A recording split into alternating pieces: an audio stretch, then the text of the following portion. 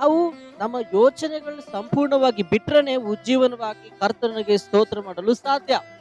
ಅನೇಕರಿಗೆ ದೇವರನ್ನು ಸ್ತುತಿಸಲಿಕ್ಕೆ ಆಗ್ತಾ ಇಲ್ಲ ಅಂತ ಕೊರಗಿರುತ್ತೆ. ಕಾರಣವೇನೆಂದ್ರೆ ಅವರ ಪರಿಸ್ಥಿತಿಗಳವರು ಮರೆಯೋದಿಲ್ಲ. ದೇವರನ್ನ ನಾವು ಜ್ಞಾಪಕ ಮಾಡಿಕೊಂಡಾಗ ನಮ್ಮ ಪರಿಸ್ಥಿತಿಗಳು ಕಣ್ಮರೆ ಆಗ್ತದೆ. ಯಾಕಂದ್ರೆ ದೇವರ ಸ್ತುತಿ ಮಾಡುವಾಗ್ಲೇನೆ ನಮ್ಮ ಪರಿಸ್ಥಿತಿಗಳಿಂದ ನಮಗೆ ಬಿಡುಗಡೆ ಉಂಟಾಗ್ತದೆ. ಅನೇಕರಿಗೆ ಸತ್ಯ ಗೊತ್ತಿಲ್ಲ, ಅವರು ಇಷ್ಟು ದಿನಗಳು ಟೈಮ್ ವೇಸ್ಟ್ ಮಾಡಿ ಇನ್ಮೇಲೆ ಈ ಟೈಮ್ ಉಪಯೋಗ ಮಾಡ್ಕೋಬೇಕು.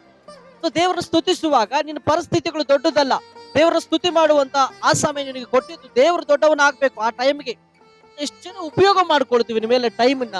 ನಿನ್ನ ಮನೆಯಲ್ಲೇ ಸ್ತುತಿ ಮಾಡು, ಸಭೆಯಲ್ಲೇ ಸ್ತುತಿ ಮಾಡು, ಎಲ್ಲಿ ಪ್ರಾರ್ಥನೆಗೆ ಹೋಗ್ತೀಯೋ ಅಲ್ಲಿ ದೇವರ ಸ್ತುತಿ ಮಾಡು. ಇನ್ನು ವರ್ರಿಗಳು ತೆಗೆದುಕೊಂಡಿರ್ಬೇಡ. ದೇವ್ರನ್ನ ಸ್ತುತಿ ಮಾಡುವಾಗ ನಿನ್ನ ಪರಿಸ್ಥಿತಿ ಬಗ್ಗೆ ಆತನ ಗೊತ್ತಿಲ್ವಾ? ಆತನ ಗೊತ್ತಿದೆ.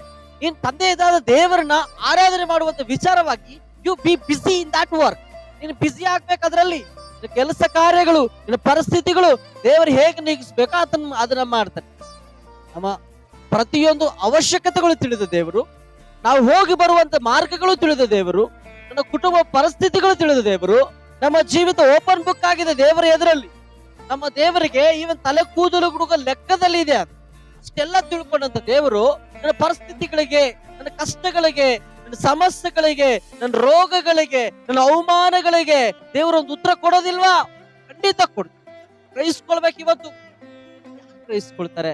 ಪ್ರಾರ್ಥನೆ ಮಾಡಿ ಭಕ್ತಿಯಲ್ಲಿ ಇದ್ದಂತವ್ರು ಗ್ರಹಿಸ್ಕೊಳ್ತಾರೆ.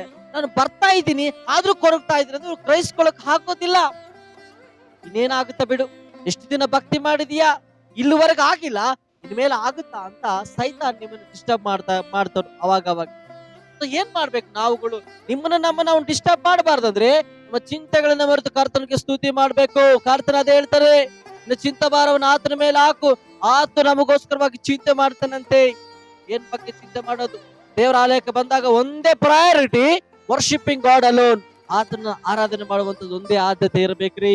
ನಾವಿದನ್ನ ಕಷ್ಟಗಳಿತ್ತು ಆದ್ರೂ ದೇವರನ್ನ ಆರಾಧನೆ ಮಾಡಿದ.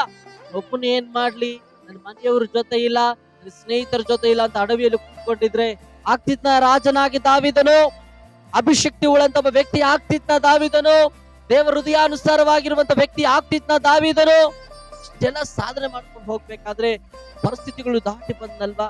ಇವತ್ತು ನಾವು ದಾಟಿ ಬರುವಂತ ದೇವರು ನಮಗೆ ಬಲ ಕೊಟ್ಟಿದ್ದಾರೆ. ನನ್ನ ಪರಿಸ್ಥಿತಿಗಳು ಯಾವತ್ತೂ ಕೂಡ ದೊಡ್ಡದಲ್ವೇ ಅಲ್ಲ. ನಾವು ಪ್ರಸಂಗ ಕೇಳಿದ್ರು ಕೂಡ ಮೈಂಡ್ಗೆ ಹೋಗ್ಲಿ ಈ ಮಾತು, ನಮ್ಮ ದೇವರು ದೊಡ್ಡವನು.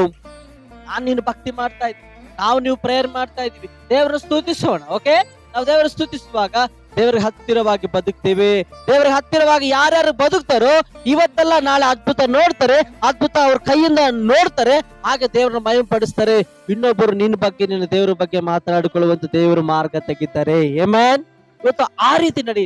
ಎಲ್ಲಿಂದ ವಾಕ್ಯ ಕೇಳ್ತಾ ಇರ್ಬೋದು, ಮನೆಯಲ್ಲಿ, ಸಭೆಯಲ್ಲಿ, ವರ್ಕ್ ಪ್ಲೇಸ್, ಎಲ್ಲಿಂದ ವಾಕ್ಯ ಕೇಳಿದ್ರು ಕೂಡ ಈ ವಾಕ್ಯವು ನಿನ್ನ ಹೃದಯಕ್ಕೊಂದು ದೊಡ್ಡ ಬಿಡುಗಡೆ ಉಂಟು ಮಾಡಲಿ. ನಮ್ಮ ಹೃದಯಗಳೆಲ್ಲವೂ ಕರ್ತನ ಸಮ್ಮುಖದಲ್ಲಿ ಆಶೀರ್ವಾದವಾಗಿ ಕಾಣಿಸಲ್ಪಡಲಿ. ಆಮೆನ್. ಪ್ರಾರ್ಥನೆ ಮಾಡೋಣ. ಪರಿಶುದ್ಧನಾದ ದೇವರೇ ಸ್ತೋತ್ರ. ಇವತ್ತು ಕರ್ತನ ನಾವು ನಿಮ್ಮನ್ನು ಸ್ತುತಿಸುವಾಗ ಚಿಂತೆ, ದುಃಖ, ಕಷ್ಟಗಳಿಂದ ನೆಂದು ಸ್ತುತಿಸಲಾರದೆ ಪೂರ್ಣ ಮನಸ್ಸಿನಿಂದ ಸ್ತುತಿಸುವಂತೆ ಕೃಪೆ. ಆವಾಗ ನಮ್ಮ ಪರಿಸ್ಥಿತಿಗಳು ನೀಗಿಸ್ತೇ ನಿಮಗೆ ಸ್ತೋತ್ರ ಮಾಡುತ್ತೇವೆ. ಯೇಸು ಕ್ರಿಸ್ತರ ನಾಮದಲ್ಲಿ ಬೇಡುತ್ತೇವೆ ತಂದೆ. ಆಮೆನ್.